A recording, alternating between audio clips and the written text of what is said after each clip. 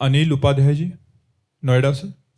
राधे राधे महाराज जी। महाराज जी, क्या दुख जरूरी है जीवन में आत्मिक विकास और भगवत प्राप्ति के लिए?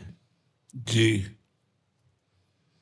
क्योंकि जीव अनुकूलता और सुख में बंध गया है। इसीलिए जब किसी के हृदय में उत्तम अध्यात्म की आकांक्षा जागृत होती है, जैसे आदि सम्राट महाराज मनु और शत्रुपा जी, तो बरबस राज सुतहि नृप दीन्हा और हरिहित आप गवन बन कीन्हा।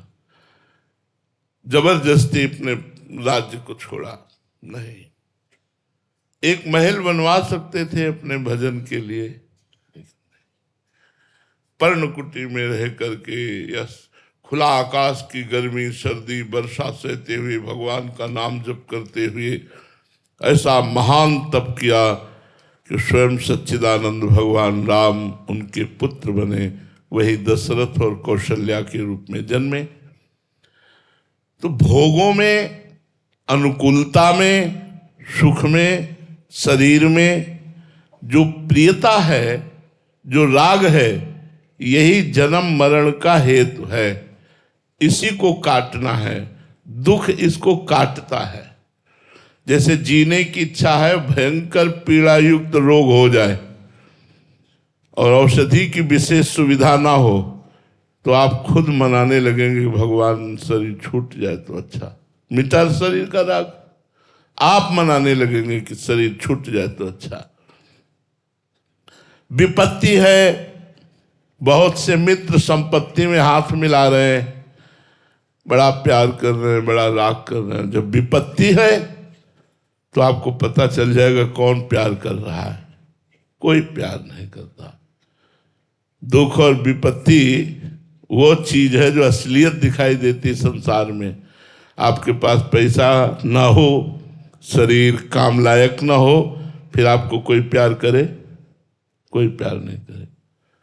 सच्ची मानिए, विपत्ति में असलियत पता चलती है कि संसार में कोई हमारा नहीं है। और विपत्ति में भगवान की विशुद्ध आर्त भाव से पुकार होती है कि हे नाथ, अब आपके सिवा कोई नहीं है। तो मुझे तो लगता है कि भगवान कृपा करें और हमारी धन की मदान्धता, भोगों की प्रियता, देहाभिमान नष्ट करने के लिए जरूर कोई ऐसी विपत्ति दे जिससे हम भगवान की तरफ चलें।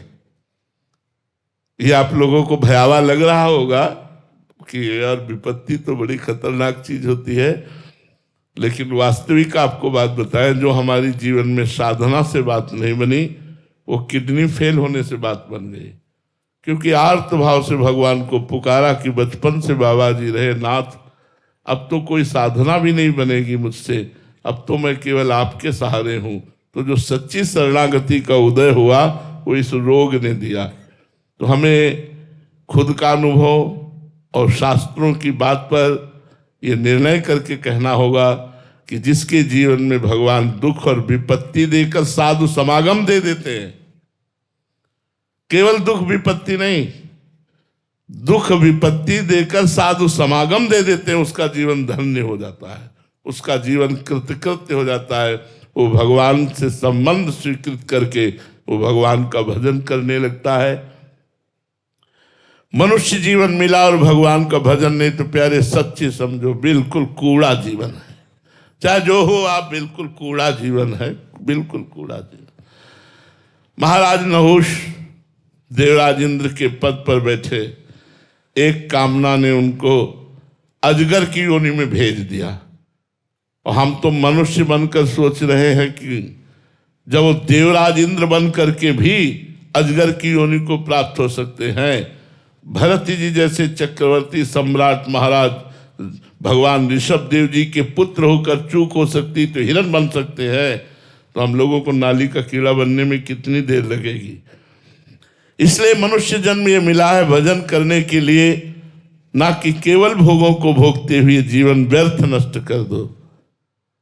तो ये बात तब समझ में आएगी जब आपको दुख पर दुख मिलेंगे ना, कोई साथी नहीं होगा ना, तब आपको याद आएगी कि कोई एक साथी है मेरा, जिसे भगवान कहते हैं। हे भगवान, अब तो आप ही सहारे हो, अब तो आप ही मेरा निर्वाह कर सकते हो। बस वहीं से जीवन की धारा बदल जाती है। तो हम उस दुख को, उस विपत्ति को नमस्कार करते हैं जो भगवान की तरफ मोड़ दे। उस सुख और संपत्ति को धिक्कार करते हैं जो भगवान से दूर कर दे। उस विपत्ति और दुख को नमस्कार करते हैं जो भगवान के सन्मुख कर दे, भगवान की चरण शरण दे दे। अगर विभीषण को लात नहीं मारा होता ना, तो चाहे जितना भक्त थे वो राम जी की शरण में नहीं आते। राम राम भले जपते, लेकिन रामादल में नहीं आते। जब लात मारी रावण ने, पूरी विपरीतता निकल जा लंका से, जब निकाल दिया पद से, भाईपने से, सब तरह से दूर, तब भगवान की शरण में आ गए। विपत्ति अत्यंत अनिवार्य है।